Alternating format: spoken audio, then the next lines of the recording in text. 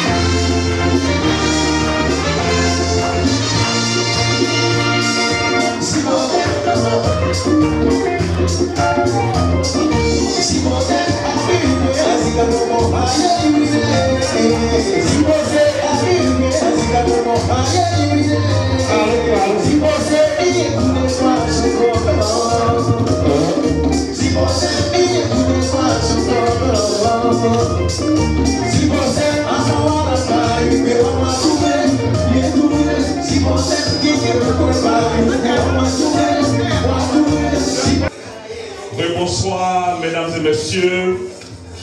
Enfin, l'heure tant attendue est arrivée. Nous avons dans la salle d'éminentes personnalités issues de toutes les classes sociales. Je voulais dire que nous avons avec nous les hommes de Dieu. Je commencerai par le pasteur Doué. Il fera partie de l'équipe des orateurs ce soir. Au nom de GPS, de la présidente Adja Wassa Koulibaly, je voudrais réitérer ici le remerciement au pasteur Doué d'avoir accepté notre invitation et d'avoir toujours accepté d'être avec nous dans ce combat que nous menons. Merci, pasteur. Je voudrais aussi dire merci à notre pasteur Jax. Elle est aussi avec nous tout le temps quand l'a sollicité. Je voudrais également, au nom de la présidence, lui adresser notre gratitude. Merci, pasteur Jax. C'est le tour maintenant de m'adresser aux hommes politiques, aux hommes et aux femmes politiques. J'ai à ma gauche une très forte délégation du PDCI RDA.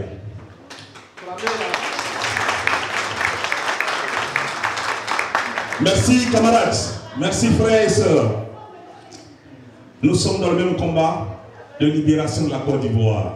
Je comprends donc votre motivation. Merci pour votre soutien. J'ai aussi dans la salle des représentants d'associations communautaires. Je voudrais aussi au nom de la présidente vous saluer et vous dire merci.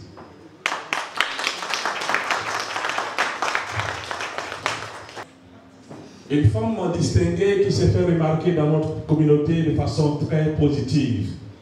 Je voudrais parler de la grande sœur Maggie Camilla, la Majesté. Merci d'être parmi nous ce soir. J'ai aussi avec nous des présidents, des vice-présidents d'associations qui ont bien accepté notre invitation et qui sont avec nous ce soir. Recevez nos salutations et nos respects. Alors, tout à l'heure, nous allons commencer. Mais bien avant, comme on le fait d'habitude, nous allons offrir cette cérémonie à notre Créateur. Et donc, comme nous avons des hommes de Dieu avec nous, nous avons la pasteur Jax, qu'elle a toujours fait d'ailleurs. Elle va tout à l'heure confier cette cérémonie à Dieu pour que tout se passe bien. Et la suite de l'événement, je passerai le micro à mes collaborateurs qui vont gérer la situation. Et donc tout à l'heure, je voudrais qu'on passe. Ah voilà, nous avons avec nous une autre éminence grise. Nous avons l'imam Kaba qui vient d'arriver. Il sera aussi un orateur sur le thème que nous avons choisi pour cette cérémonie.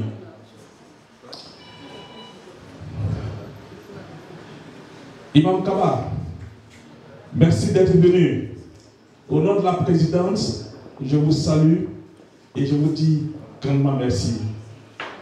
Ça fait la deuxième fois que vous acceptez de venir à nos événements et de prononcer aussi un discours.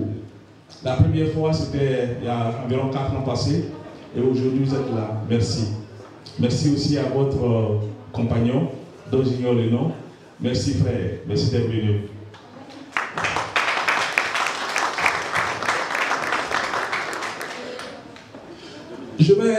On va passer le micro à la pasteur Jax pour qu'elle puisse bénir la cérémonie et nous allons commencer. Merci pasteur.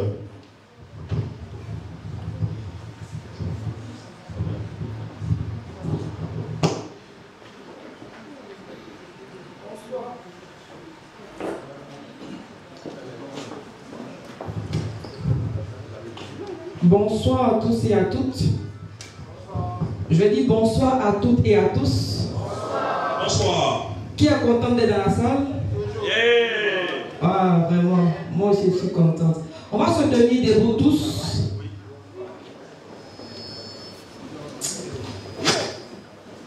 Avec votre permission, merci beaucoup. Et ensemble, nous allons prier pour recommander ce moment à notre Dieu. Qui est d'accord? Amen. D'accord, nous prions. Seigneur, que ton nom soit béni, que ton nom soit glorifié, que ton nom soit magnifié. Merci de nous avoir réunis tous dans cette salle. Depuis des temps, ce programme, cette tasse avait déjà été arrêté. Mais si ce n'est ta grâce, on n'allait pas être là. Et nous te sommes infiniment reconnaissants. Je veux bénir ton nom pour tout ce qui va se passer dans cette salle. Je prie que ta main puissante soit sur la vie de chacun de nous. Nous sommes réunis ce soir, n'est-ce pas, pour la paix, la réconciliation, la communion fraternelle. Et ce sont des choses, n'est-ce pas, qui t'intéressent. Là où il y a la paix, là où il y a la joie, là où il y a la réconciliation, nous devons tous y accourir. Alors je prie que véritablement tu prennes total contrôle de toutes les choses et que la discipline soit de mise, que vraiment la joie nous inonde, alors que ceux-là qui ont été mis à part pour apporter des discours, en tout cas, que au sorti de tout ce qu'on va entendre, qu'on en ressorte enrichi, qu'on en ressorte vraiment heureux. Prends le contrôle total de toutes choses au nom puissant du Seigneur Jésus-Christ de Nazareth. J'ai prié et je veux aussi prier que tu bénisses tous ceux qui ont fait le choix de se déplacer depuis leur maison dans ce temps, n'est-ce pas, pas trop facile jusqu'à là. Rencontre chacun au point de leurs différents besoins. Et comment terminer, n'est-ce pas, sans aussi bénir Dieu pour la vie de, comment j'allais dire, mon excellence Adja Ouassa. Bénis sa vie, garde-la précieusement, protège-la et permette au Père qu'elle puisse arriver selon que toi, Dieu, tu en as décidé. Que toute l'honneur et la gloire te reviennent au nom puissant du Seigneur Jésus-Christ, j'ai prié. Amen, amen. Et nous acclamons pour ce que nous sommes d'accord. On va passer un excellent moment. Soyez bénis. Amen. Amen. Merci beaucoup, Madame la Pasteur. Et vu que nous sommes basés sur le terme l'amour, le pardon, fondement d'une nation forte, nous allons passer le micro à l'imam et à sa délégation pour la bénédiction. Merci, Madame. Permettez-moi de commencer l'intervention par une petite prière également. أعوذ بالله من الشيطان الرجيم. بسم الله الرحمن الرحيم. الحمد لله رب العالمين. والعاقبة للمتقين ولا عدوان إلا على الظالمين. وأشهد أن لا إله إلا الله ولي الصالحين. وأشهد أن سيدنا وعظيمنا وحبيبنا محمدا عبده ورسوله. اللهم صل وسلم وبارك عليه وعلى آله وصحبه أجمعين. الحمد لله رب العالمين. Toute la louange à Allah, Seigneur du monde, le clément et miséricordieux, lui qui nous a permis, à travers le don de la vie et la santé, de nous réunir ici ce soir. Deux dons dont nous avons, mais peu sont ceux qui arrivent à estimer ces deux dons à leur juste valeur. Être en vie est un don au moment que nous l'avons. À la seconde même que nous l'avons, il y a des gens qui sont en train d'être privés de ce don. Soit de façon naturelle, ou par peut-être d'autres événements qui peuvent être la guerre ou autre chose. Mais nous n'avons rien donné au Seigneur pour qu'il nous donne ce don. Il peut nous l'arracher quand il veut, comment il veut. Il est le Seigneur qui ne prend pas de conseils avant de poser un acte et il n'a aucun compte à rendre à qui que ce soit lorsqu'il pose son acte. Il est omnipotent. Et lorsqu'il veut quelque chose, il lui suffit seulement de décréter cela et cela se réalise. Donc lorsqu'il nous donne le don de la vie, c'est pour nous un devoir d'être reconnaissant. Et à travers la vie, il nous donne également la santé. Il y a beaucoup de nos semblables qui aimeraient vraiment être avec nous ce soir. mais qui ne peuvent pas. Parce que ce que toi tu as, ce que moi j'ai et que nous ne considérons pas, c'est ce qu'ils n'ont pas. Nous pouvons nous déplacer comme nous voulons. Nous pouvons alors jouir de nos membres comme nous voulons. Eux, ils sont aujourd'hui, pour la plupart d'entre eux, alités. Certains d'entre eux même ne savent même pas la différence entre le jour et la nuit. Ils sont aujourd'hui tentés à monnayer toute leur fortune pour ce que toi tu as et que tu ne considères pas. S'ils pouvaient, ils pouvaient donner tous les milliards qu'ils ont pour qu'ils aient ce que toi tu as et que tu l'as, mais tu continues à toi à te plaindre. Tu continues à questionner le Seigneur comme s'il ne t'avait absolument rien accordé. Donc, saisissons l'occasion à tout moment de dire merci au Seigneur pour ces deux dons. Et nous sommes là ce soir, et il faut le souligner, pour une raison qui nous donne, nous, les religieux, l'obligation d'être là. Peut-être certains pourront se poser la question, étant donné que nous savons dans quel contexte nous sommes, quelle est la place qu'un imam, la place qu'un pasteur fera alors dans cette cérémonie. Nous avons un devoir. Et ce devoir, c'est de transmettre la parole du Seigneur. Et si nous pouvons, alors nous savons bien que nous avons un ennemi déclaré qui a aussi la même mission pour nous, mais dans le sens opposé. Cet ennemi déclaré est bien sûr le Satan. Qu'il ne se décourage jamais. Il ne se fatigue pas. Il ne baisse jamais les bras. Et s'il est prêt à aller chercher les serviteurs de Dieu partout où ils se trouvent, nous devons nous donner également le devoir d'aller chercher ces mêmes serviteurs partout où ils se trouvent. Donc, mieux que nous soyons invités, nous devons nous-mêmes être les premiers alors à prendre ce bâton de pèlerin. Pour que, alors, ces serviteurs de Dieu que nous sommes, que vous êtes, nous puissions quand même vous transmettre le message de Dieu. C'est ce que, alors, justifie notre présence aujourd'hui. Et c'était vraiment notre petite introduction et que le Seigneur, alors, guide nos pas et qu'il nous permette alors d'atteindre notre objectif. Et je vous remercie. Merci. Le programme se suit ainsi. Nous allons passer le micro à notre très chère Louise Ivoire pour l'hymne national de la Côte d'Ivoire.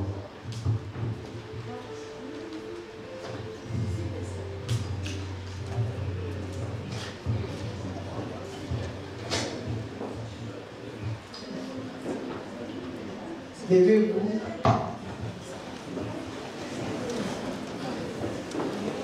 Et tout le monde chante avec moi. Moi, je commence. Salut au Père de l'espérance, pays de l'hospitalité.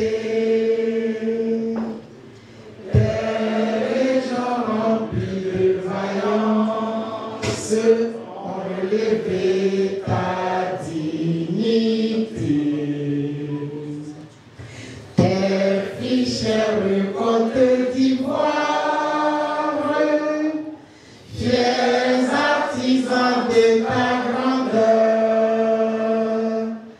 tous rassemblés pour ta gloire, te bâtiront dans le bonheur.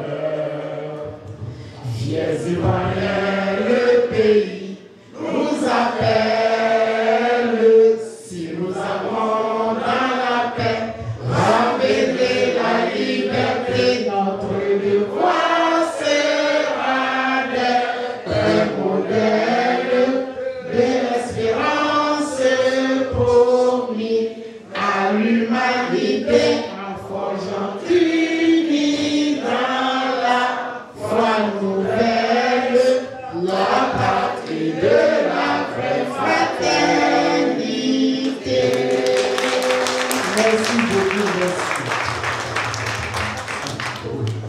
On va encore demander, vu que nous sommes là pour l'assise du GPS, nous sommes d'abord ivoiriens, après l'hymne national de la Côte d'Ivoire, le GPS a une hymne. Nous demandons à Blaise Ivoire de nous aider avec l'appui du DJ pour... C'est difficile, mais s'il vous plaît, veuillez vous lever pour l'hymne national du GPS. Merci. La force de notre histoire n'est qu'une parole d'espoir. À perder la Côte d'Ivoire, regarder ta victoire. Générations et peuples solidaires, ensemble pour la paix sur notre terre. Générations et peuples solidaires, pour bâtir une nation prospère. Nos pères avaient une grande vision, la base de notre union. Leur discipline, tout le sang de notre vitrine, dans vos foyers, sous le monde entier. Nous mettons au travail sur leur plus grande bataille. Nous mettons au travail sur leur plus grande bataille. Générations et peuples solidaires, ensemble pour la paix sur notre terre. Générations et peuples solidaires, pour bâtir une nation prospère. Face aux défis actuels, GPS comme de boussole, nous amène pour le nouvel envol, pour une réconciliation vraie. C'est de la tolérance et le pardon que naît la grande espérance. C'est de la tolérance et le pardon que naît la grande espérance. Générations et peuples solidaires, ensemble pour la paix sur notre terre. Générations et peuples solidaires, pour bâtir une nation prospère. Merci beaucoup, veuillez vous asseoir. Merci à tout le monde. Nous allons donner le micro à Madame la Présidente Wassa Coulibaly pour son introduction sur le dit thème l'amour et la paix. Madame la Présidente. Merci de donner le micro. Mesdames et messieurs représentants les partis politiques, mesdames et messieurs représentants les confessions religieuses, mesdames et messieurs représentants les organisations de la communauté ivoirienne au Royaume-Uni, mesdames et messieurs, en vos rangs grands et qualités, très chers camarades militants et sympathisants de GPS, honorables invités. C'est avec un grand honneur pour moi de prendre la parole devant vous ce soir à l'occasion de cette cérémonie solennelle de fin d'année pour partager avec vous la vision de génération et peuple solidaire. Mesdames, messieurs, chers militants, Ayoka, Fotamana, Anoula, Akwaba, Aseo.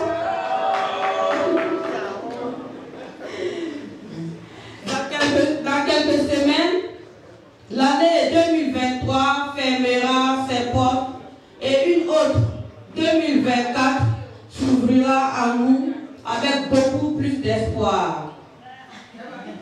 Au moment où nous nous parlons, l'humanité tout entière est confrontée à diverses crises d'ordre économique, social, climatique et politique.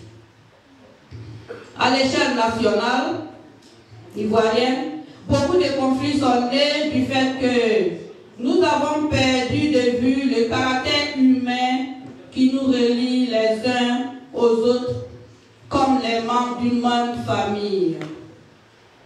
L'Ivoirien a oublié qu'en dépit de nos diversités de religions, de cultures, de langues et d'idéologies politiques, nos populations sont liées et partagent le même désir fondamental de paix et de bonheur. Oui, tous autant que nous sommes, tous nous voulons vivre dans la paix, être heureux. Aucun d'entre nous ne désire le contraire. Notre objectif à nous, en vous conviant à cette cérémonie, consiste à partager avec vous l'espoir du président Guillaume Kibafori Soro en la Côte d'Ivoire de demain.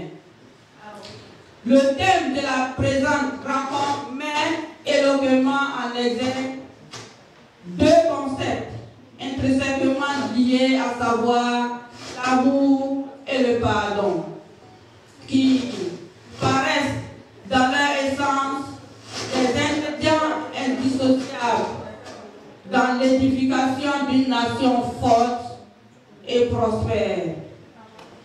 Il ne faut s'y méprendre, il ne peut y avoir de réconciliation sans l'amour pour son prochain. Martin Luther King disait à raison, je cite, « Il faut développer et entretenir la capacité de pardonner. Celui qui en est dépourvu de la capacité d'aimer. »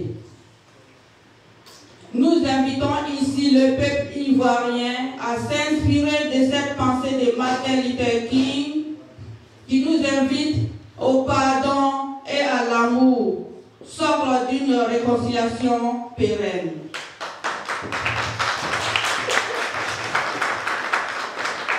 Mesdames, Messieurs, l'histoire récente de notre pays nous enseigne que, du haut du perchoir de l'Assemblée nationale de Côte d'Ivoire, en la date du lundi 3 avril 2017, notre mentor, le président Guillaume Kibafori Soro, tel un prophète, appelait déjà à la réconciliation sincère entre filles et fils du pays, comme seule panacée pour la sortie du cycle des crises auxquelles le pays est soumis depuis 2 décennies. Depuis cette date, toute la magie de GPS UK s'est lancée sans relâche sur la voie de la réconciliation. À cet effet, GPS UK a mené diverses actions de la réconciliation sur le terrain en vue du renforcement des liens entre les Ivoiriens. Pour matérialiser sa vision, nonobstant tous les risques que cela comporte, le président de GPS, après 5 longues années d'exil, a décidé de retourner dans son pays, la Côte d'Ivoire, pour jouer sa part dans la réconciliation tant attendue par nos compatriotes. Je voudrais me permettre ici d'inviter toute la classe politique ivoirienne à rester solidaire à la demande du président de GPS pour le bonheur de la Côte d'Ivoire.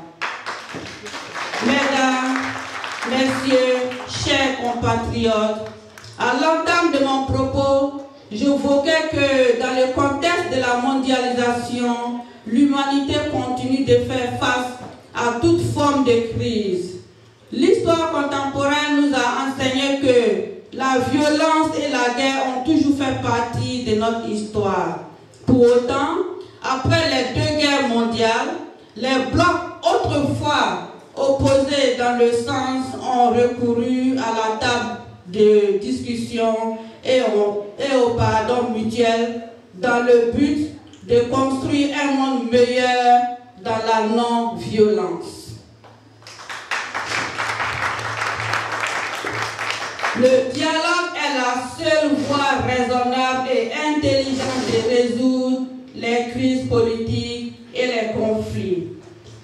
ce propos le président Félix Houphouët-Boigny, le père fondateur de la Côte d'Ivoire, soutenait que pour faire la paix, il faut être brave. Car, disait-il, je cite, le dialogue c'est l'arme des forts et non des faibles.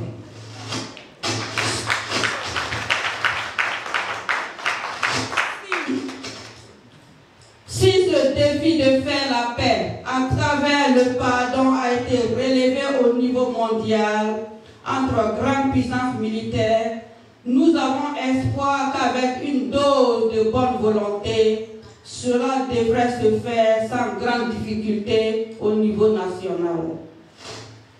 Notre leader et nous-mêmes, militants de GPS, restons convaincus que tous les conflits que connaissent nos populations peuvent trouver leur solution dans un dialogue sincère, mené dans un esprit d'ouverture, disposé à pardonner et aller à la réconciliation. Nous devons tous apprendre à pardonner, car l'amour est plus fort que la haine.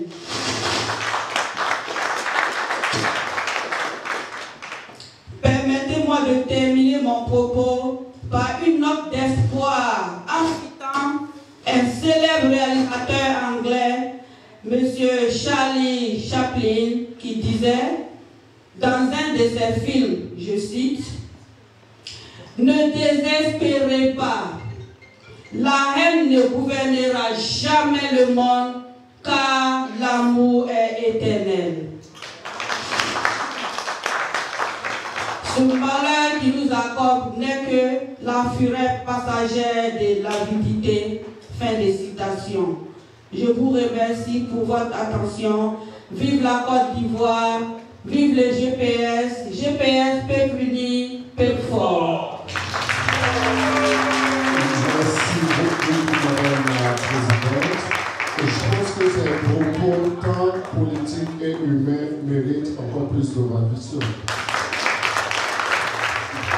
Avant de donner le micro à mon frère Zoko pour la suite du programme, nous allons observer une minute de musique.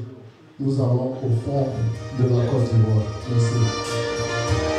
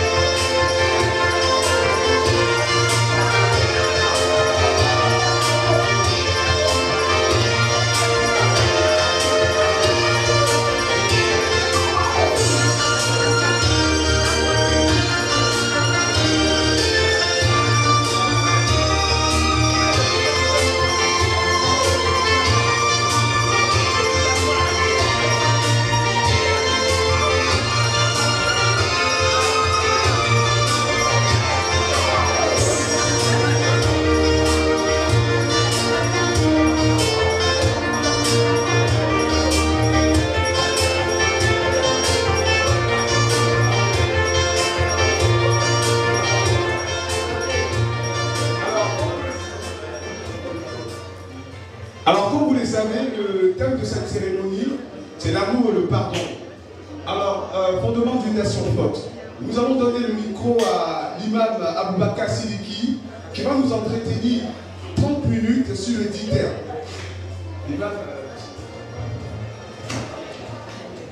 Merci beaucoup. Je crois bien qu'après ce discours plein d'espoir, ce discours plein de sens, cela nous plonge déjà dans le vif du sujet. Vous savez, nous avons l'espoir lorsque nous entendons ce genre de discours venant vraiment de nos politiciens. Oui, il faut le dire, il faut avoir le courage de le dire, que c'est la politique qui a divisé la Côte d'Ivoire. Et je crois bien que c'est cette même politique-là qui peut réunir la Côte d'Ivoire. Parce que nous vivions vraiment en harmonie, en parfaite harmonie. Il n'y avait pas de différence entre le sud ou le nord, entre l'ouest et le centre. Il a fallu que la politique vienne alors nous diviser au point que nous avons commencé à se regarder comme des ennemis. Et si cette même politique-là aujourd'hui tient ce genre de discours d'espoir, plein de sens, qui nous fait croire que le Satan qui avait commencé à alors s'installer dans le cœur va probablement quitter ce cœur aujourd'hui. Pour faire pas place à ce dont alors nous avons tous besoin, à faire place à l'amour. Vous savez, la Côte d'Ivoire est une nation exceptionnelle. Je peux me permettre de dire que la Côte d'Ivoire est une nation bénie. Lorsque vous regardez tout ce qui se passe en Côte d'Ivoire avec un œil vraiment de connaissance, avec un œil spirituel, vous trouvez que la Côte d'Ivoire est une nation exceptionnelle. Mais au même moment, nous avons quelque chose de paradoxal en Côte d'Ivoire. En Côte d'Ivoire, nous sommes tous religieux. Il est difficile de trouver un Ivoirien qui n'appartient pas à une religion. S'il n'est pas musulman, il est chrétien. Même s'il est animiste quelque part, mais tu trouveras qu'en plus de cela, il s'attache à une religion. Mais ce qui est paradoxal, une religion a un enseignement, a un principe, a des idéaux. Mais comment se fait qu'un peuple aussi religieux, un peuple qui prétend aimer le Seigneur, s'est laissé aller dans la Bible?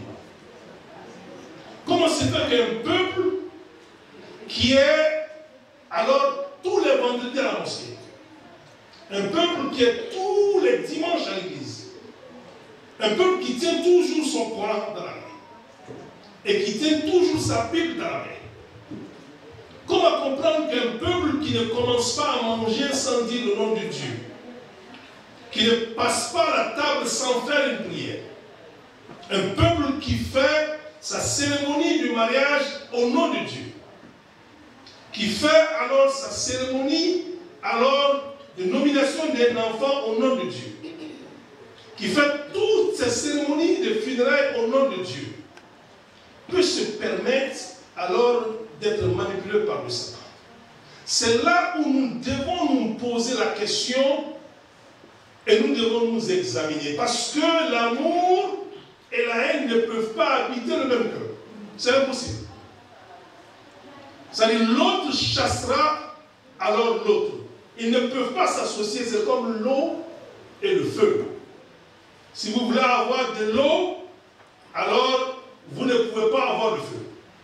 Si vous voulez avoir alors le feu, alors vous n'avez pas besoin d'eau. Mais comment se fait que nous prétendons être religieux? Nous prétendons aimer Dieu. Mais nous avons accepté que notre cœur soit armé au point que nous avons regardé des serviteurs de Dieu comme nous, comme des ennemis. Au point d'atteindre à leur vie. Mais ce qui est intéressant, et cela est valable dans toutes les religions, le Seigneur, il est merveilleux. Sa porte reste toujours ouverte. La faute est humaine. C'est pour cela qu'au ciel, lorsque Dieu a créé notre Père Adam, les savants nous disent que c'était un enseignement que Dieu nous a donné en faisant en sorte que le premier acte posé par Adam et Ève soit de désobéir Dieu.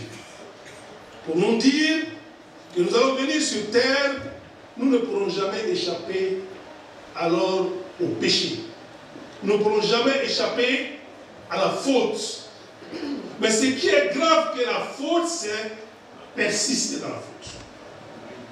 Ne pas s'asseoir et faire son culpa et se dire, alors j'ai laissé le Satan s'amuser avec moi, il est temps de me saisir.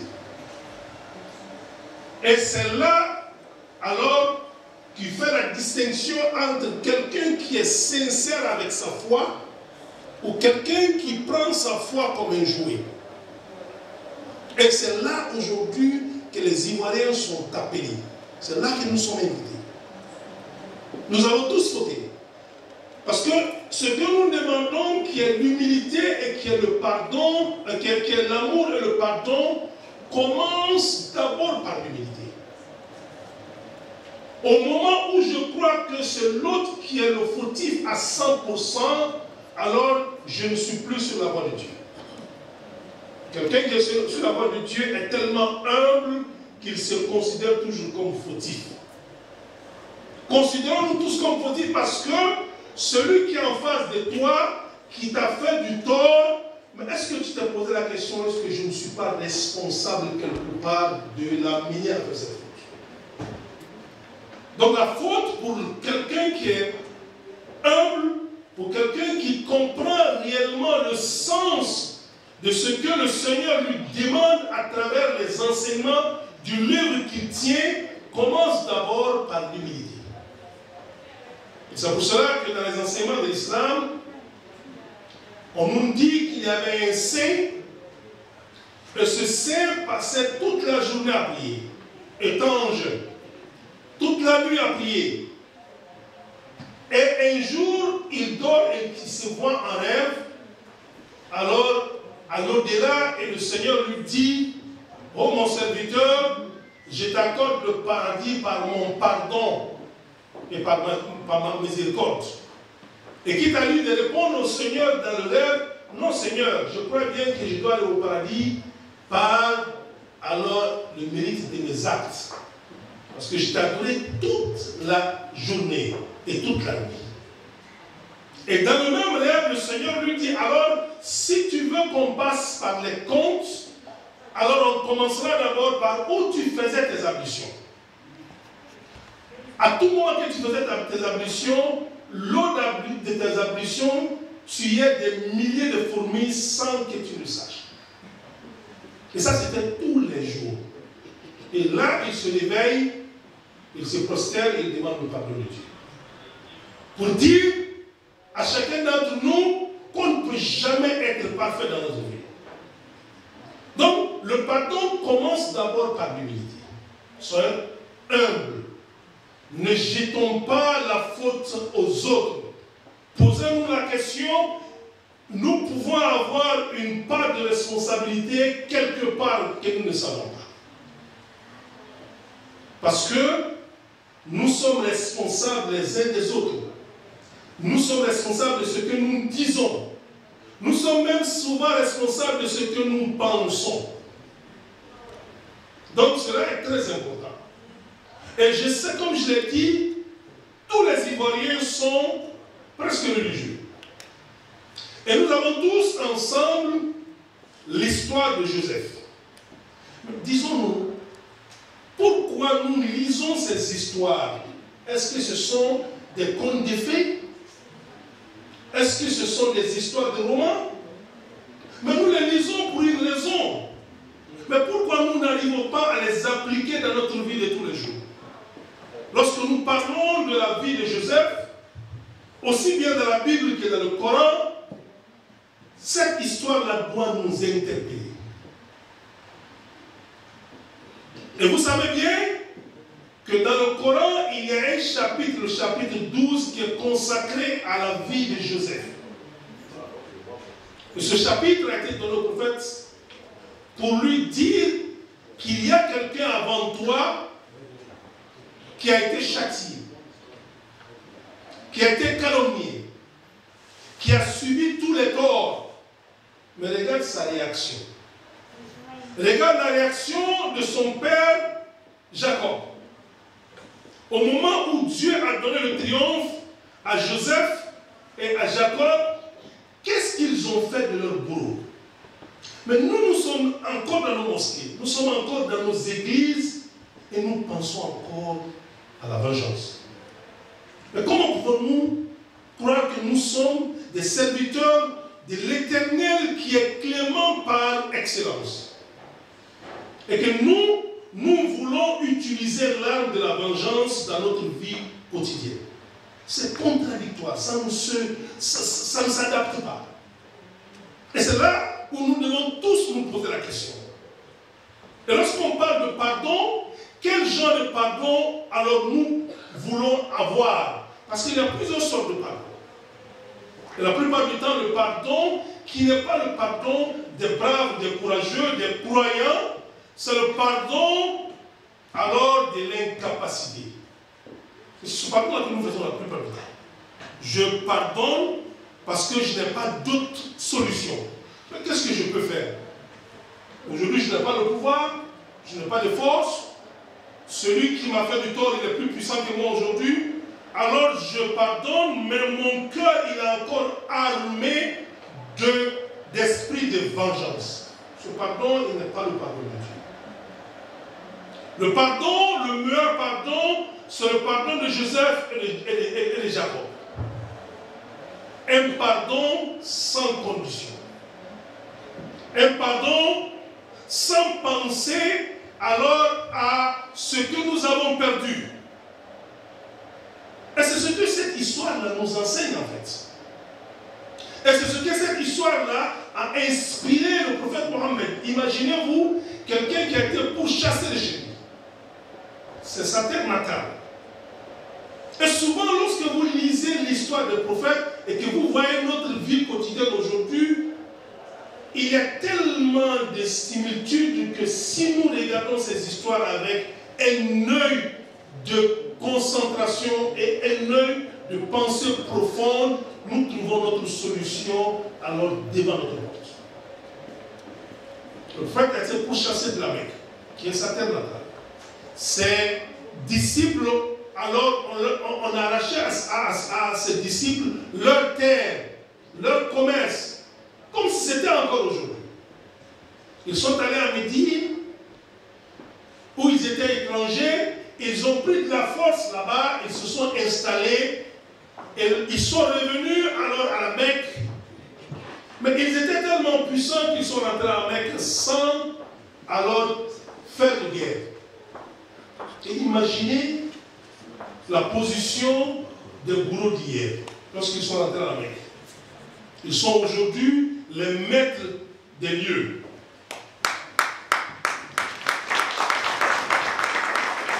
Et dans le Coran, on indique que lorsque Dieu a décidé de créer les hommes, les anges ont posé la question à Dieu, alors vas-tu mettre sur terre des gens encore qui vont s'aimer le désordre et la turpitude et qui vont alors verser le sang?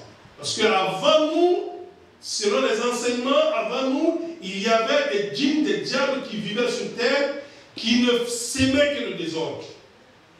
Mais de toi à moi, qu'est-ce que nous s'aimons aujourd'hui sur terre, si ce n'est le désordre? Qu'est-ce que nous s'aimons aujourd'hui sur terre, si ce n'est pas l'effusion du sang? Pendant que nous nous voyons tous les jours, alors nous ne pouvons pas alors nous remettre en cause. Nous ne pouvons pas dire que, en fait, la vengeance est un lourd fardeau. Lorsque vous décidez de vous venger, vous souffrez. Même si vous arrivez à vous venger, vous ne pouvez pas annuler cette souffrance. Mais le pardon est un remède. Le pardon est un soulagement. Le pardon vous permet d'être fier de vous. Il vous permet alors d'embellir votre âme. Mais ce n'est pas donné à tout le monde. C'est pour cela, lorsque vous n'arrivez pas à pardonner, alors dites-vous que vous n'êtes pas une grande personne. Seules les grandes personnes, les personnes avec une âme exceptionnelle arrivent à pardonner. Et comment pouvons-nous, tous les dimanches, être à l'église et prétendre aimer Dieu? Tous les vendredis, être à la mosquée et prétendre aimer Dieu. Et dans ce même cœur-là que nous parlons de l'amour de Dieu, nous avons alors la haine d'une créature de Dieu. Comment cela peut être possible? C'est pour cela, une sainte à l'islam du nom de Rabia, un jour, elle était assise et quelqu'un lui pose la question, mais Rabia, est-ce que tu haïs le Satan? La réponse est pour tout le monde, oui, nous haïssons le Satan, c'est notre ennemi déclaré. Tout ce que nous avons aujourd'hui, c'est à cause de lui. Mais regardons la réponse de Rabia et essayons tous de prendre ça aujourd'hui comme une réflexion. Elle dit, non, je n'ai alors aucune haine pour le Satan. Elle dit, mon cœur est tellement plein d'amour de Dieu qu'il n'y a même pas de place de haine pour le Satan. Mais nous prétendons tous aimer Dieu. Nous le montrons dans toutes nos actions. Mais notre quotidien n'a rien à voir avec l'amour de Dieu. Celui qui t'a fait du tort est un serviteur de Dieu malgré son tort. Celui qui t'a pourchassé de chez toi, alors est un être qui a été créé par Dieu. Mais qu'est-ce que la vengeance pourra faire de bien à toi lorsque tu es capable de pardonner cette personne afin que l'âme de la personne soit sauvée? On dit chez nous, à l'islam, qu'une âme sauvée est meilleure pour toi que le monde et tout ce qui est dans le monde. Mais pourquoi avoir l'amour de Dieu et que cet amour-là ne peut pas alors nous poser dans une position que nous-mêmes nous sommes étonnés de notre capacité de pardon? Et c'est ce qui est là, en fait, la vraie foi. La vraie foi, c'est de faire en sorte que vous arrivez à poser un acte que vous-même vous êtes étonné comment j'ai pu faire ça. Et comment j'ai pu pardonner à mon bourreau. Et même si ce dernier, alors ne regrette pas l'acte qu'il a posé, mais le plus important, je l'ai fait pas pour lui. Je l'ai fait pour l'Éternel. Et je l'ai fait pas pour lui, mais je l'ai fait par amour pour les enseignements de Dieu. Et c'est ce défi que nous avons en tant que religieux, parce que, comme je l'ai dit, nous sommes tous religieux. Essayons de penser. Je m'étonne et je ne finis pas de m'étonner de quelqu'un qui prend son Coran et qui s'assoit dans une mosquée en train de maudire une créature de Dieu. D'où sortons cela?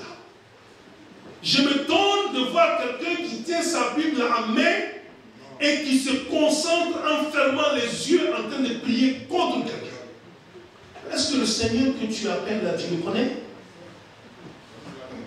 Est-ce que le Seigneur que tu es en train d'interpeller, auprès de qui tu demandes là, est-ce que tu connais réellement ce Seigneur? Ce Seigneur, il est prêt à tout pardonner sans exception.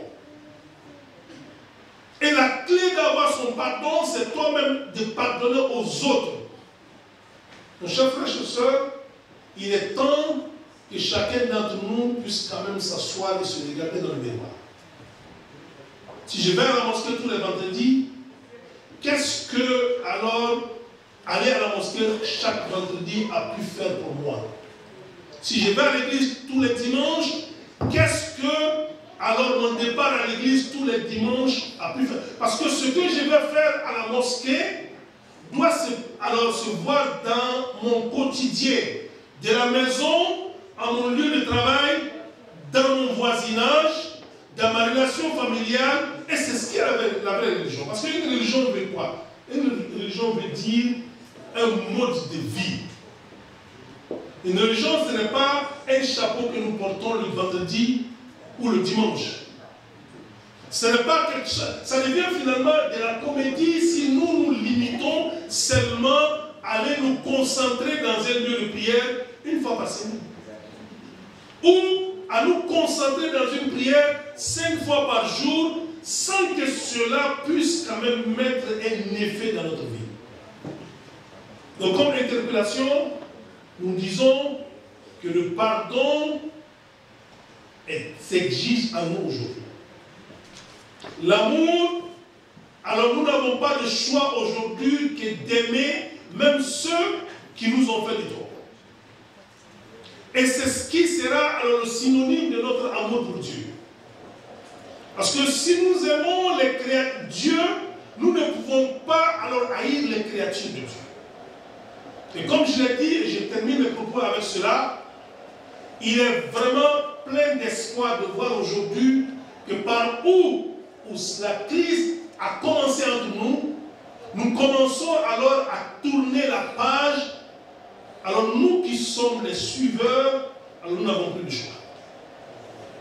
Je crois bien qu'il est temps que nous arrêtons de souffrir. Quelqu'un qui ne pense qu'à se venger souffre énormément.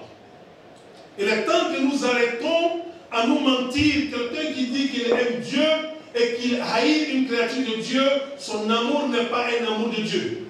Que Dieu nous donne le vrai amour, que Dieu nous donne le vrai pardon, et je vous remercie.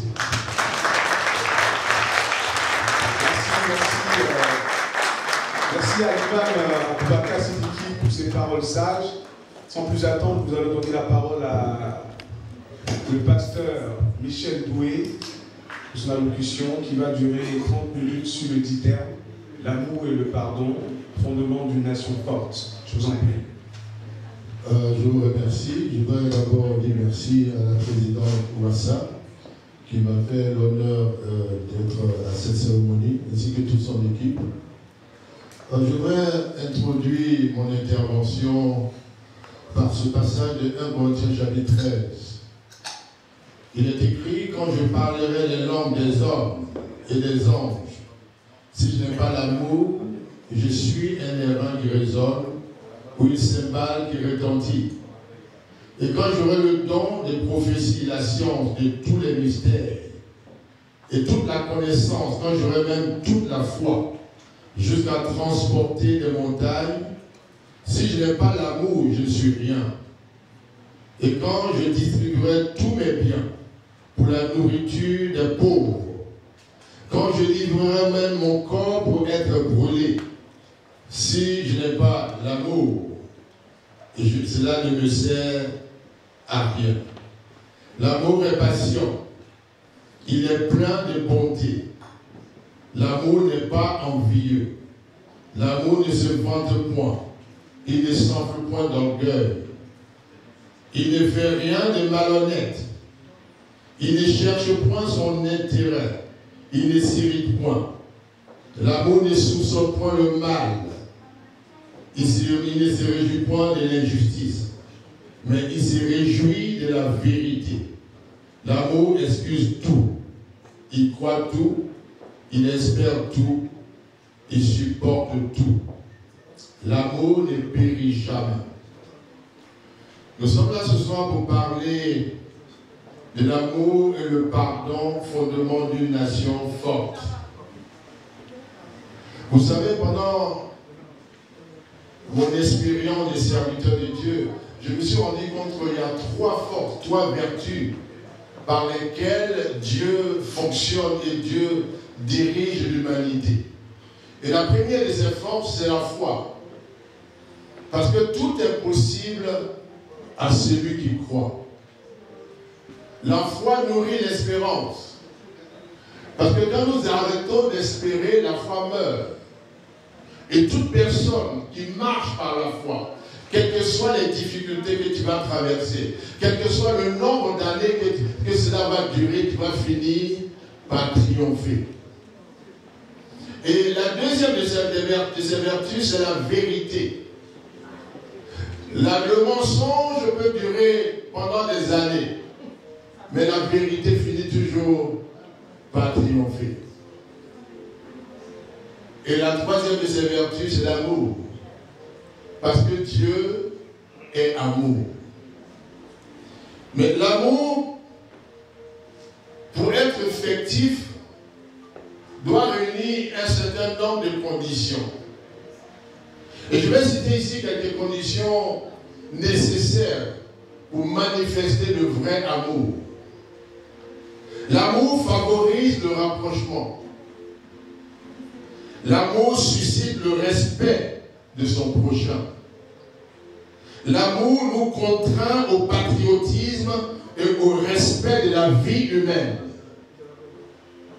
L'amour nous pousse à rechercher la paix et la prospérité de notre nation. L'amour nous oblige à respecter les lois et les ordonnances qui régissent la société ou le pays dans lequel nous vivons. Le pardon nécessite du courage et une grande force de caractère. C'est une résolution personnelle pour mettre fin à un conflit, une mésentente, une brouille. C'est un acte de responsabilité et de maturité. On ne peut pas parler de réconciliation entre des antagonistes sans que le ou les différends qui opposent ces derniers soient résolus. Cela doit se faire par un dialogue franc avec des motifs sincères. Et quand nous parlons de pardon et de réconciliation, il y a toujours trois acteurs. Il y a celui qui demande pardon, il y a celui à qui on demande pardon, et il y a les témoins du pardon. Vous voyez, celui qui demande pardon, il doit avoir une attitude de repentance sincère, de regret et de remords pour apaiser le cœur de la partie qui a été offensée. Celui qui demande pardon doit assumer la pleine responsabilité de ses actes, sans chercher des excuses pour justifier l'acte qu'il a posé. Celui qui demande pardon doit faire preuve d'humilité, même s'il est en position de force. Il doit rassurer la partie adverse quant à la sincérité de son action en faisant réparation. La réparation doit toujours accompagner le pardon. Comme l'imam l'a dit tout à l'heure, tu ne peux pas me demander pardon pendant que tu es en possession de mon bien. C'est très important. Si ton pardon est sincère, la meilleure façon de le démontrer, c'est de me rendre ce que tu m'as pris. Donc, vous voyez, le pardon doit veiller à la restitution de tous les biens de l'autre partie en sa possession ou sous son contrôle. Celui qui demande pardon doit faire preuve de patience et de persévérance dans son effort de rapprochement dans le cas où la partie adverse tarde à décider. Le pardon doit être sincère et ne doit pas avoir des motifs cachés. Celui qui demande pardon doit avoir l'esprit, il doit avoir à l'esprit que le pardon ne se force pas, mais il s'obtient. Je répète, le pardon ne se force pas, mais il s'obtient. Tu ne peux pas me forcer à te pardonner. Je prends la décision de pardonner parce que je crois que c'est une nécessité. On ne peut pas dire à quelqu'un, tu dois pardonner parce que tu es en position de force. Est-ce que vous m'entendez ce soir? Je vais parler maintenant de la deuxième partie. Celui à qui l'on demande pardon. Et ils sont nombreux, c'est ceux qui attendent ce pardon. Mais nous avons aussi notre part de responsabilité. Celui à qui on demande pardon, c'est celui à qui le tort a été causé. C'est lui qui doit accorder le pardon pour favoriser la réconciliation et mettre fin à la division. Il doit faire preuve de miséricorde et être animé des sentiments de compassion. Celui à qui on demande pardon doit faire fi de tout ressentiment et de toute rancœur. Il doit décider volontairement d'abandonner la colère et la haine qui sont des sentiments très toxiques. Je vais vous donner une petite histoire. C'est le témoignage d'une femme qui était très malade, atteinte d'un cancer. Elle était sur son lit de mort pratiquement. Et Dieu a parlé à un de ses serviteurs d'aller prier pour cette femme pour qu'elle soit guérie. Et quand il est parti, il était sur le point de prier pour la dame.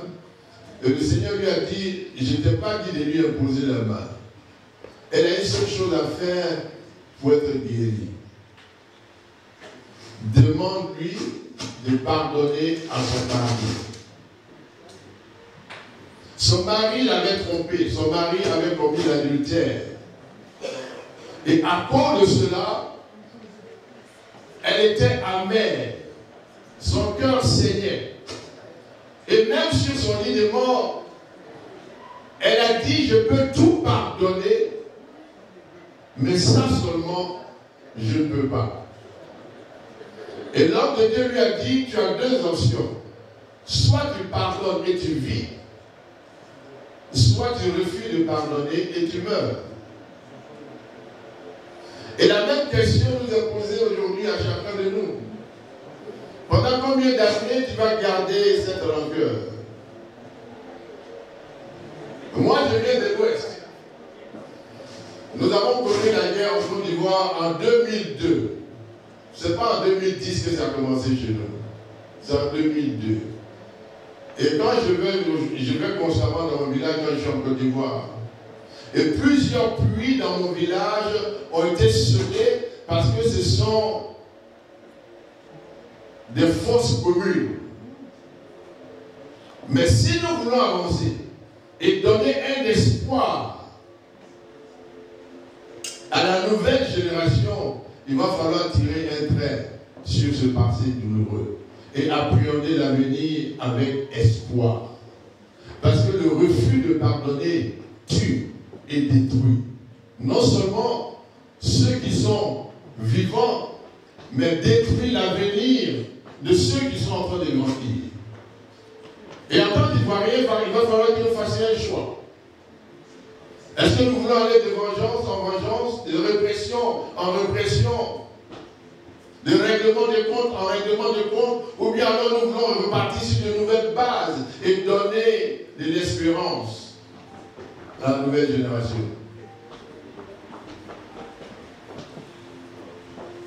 Vous voyez,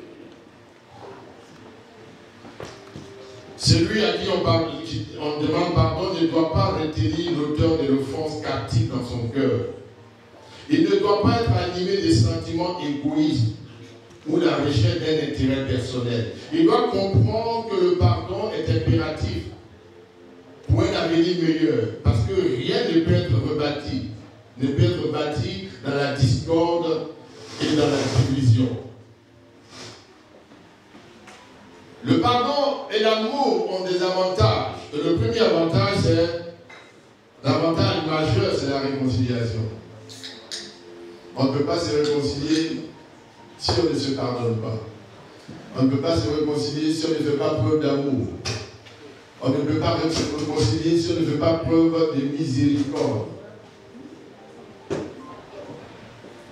Le pardon rétablit l'ordre et la justice. Il restaure la défense et la sécurité nationale. Le pardon restaure la paix, la joie, l'harmonie sociale. Le pardon guérit physiquement, psychologiquement et spirituellement. Le pardon apporte l'unité, le développement et le progrès. Le pardon apporte la richesse, la prospérité et la répartition juste et équilibrée des richesses. Le pardon apporte la santé, la protection sociale et l'éducation. le respect mutuel et la joie de vivre ensemble retrouvés. Je vais écouter mon propos en allant directement à la conclusion. Il est donc dans l'intérêt de tout le monde que la réconciliation soit recherchée et encouragée par tous pour retrouver le chemin de la paix et du vrai développement qui inclut tous les citoyens. Mais il faut que cela se fasse avec la participation de tous dans la justice, le respect des droits des hommes et la recherche d'une paix durable. Le retour à la paix en Côte d'Ivoire est une urgence pour mettre fin à la misère grandissante et aux souffrances des populations. Et pour y parvenir, l'intérêt supérieur de la nation doit prévaloir sur les intérêts personnels. La division ne peut profiter à personne à long terme. Et quelle que soit la durée de la nuit, le jour finit par se lever. Dieu est amour. Sans amour, on ne peut rien bâtir de durable. Aspirons donc à l'amour. Que Dieu bénisse la Côte d'Ivoire.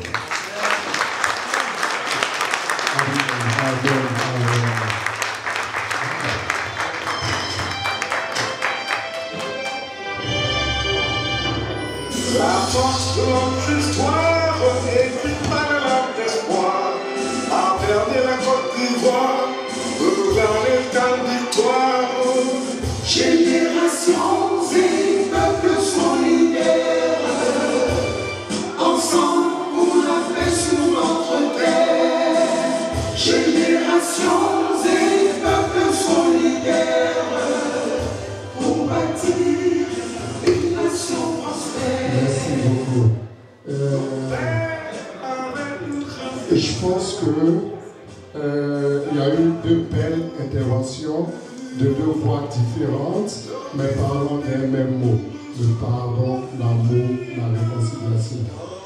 Comme on le dit, il n'existe pas d'amour sans pardon, car le pardon est un acte divin. Nous remercions M. Dumont pour sa très belle intervention. Nous remercions M. le pasteur pour son éloquence. Nous n'oublions pas aussi notre très cher pasteur pour la bénédiction d'ouverture, sans oublier notamment la présidente de JPS UK. Merci pour la sagesse, merci pour l'éloquence, merci pour l'élégance que vous venez de nous distiller. Nous vous disons merci. Et tout à l'heure, mais je pense que ça mérite une ovation. Merci, c'est gentil. Et tout à l'heure, nous allons passer le micro à notre très chère, élégante Louise Ivoire pour son premier son qui est lyonnais. Madame Louise, vous avez le micro.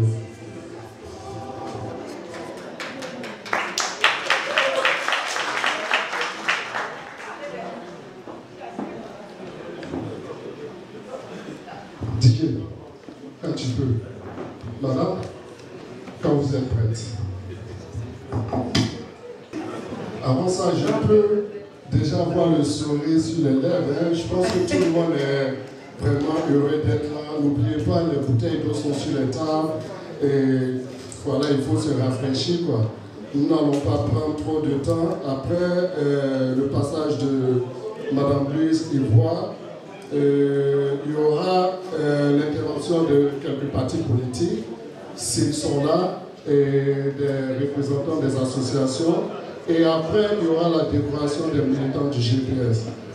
Ok, nous constatons le départ de l'imam. Nous lui disons merci.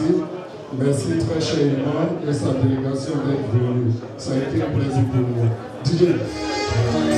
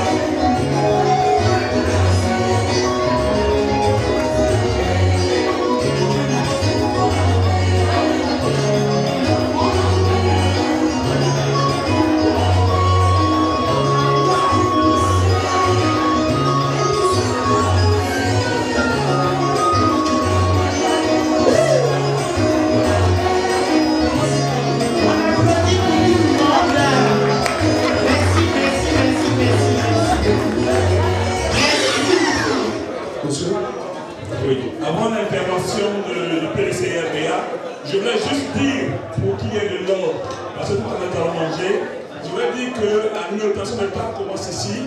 Donc ici, c'est la table numéro 1. Ici, table numéro 2, 3, 4, 5, 6, 7, 8 et ainsi de suite. Donc, c'est un buffet, vous allez passer ici pour faire cette grille, s'il vous plaît. Merci. Pour qu'il y ait de l'ordre. Je vous passe le micro. Merci. Merci beaucoup. Nous allons passer le micro au représentant du PDCI. Alors, bonsoir à toutes et à tous.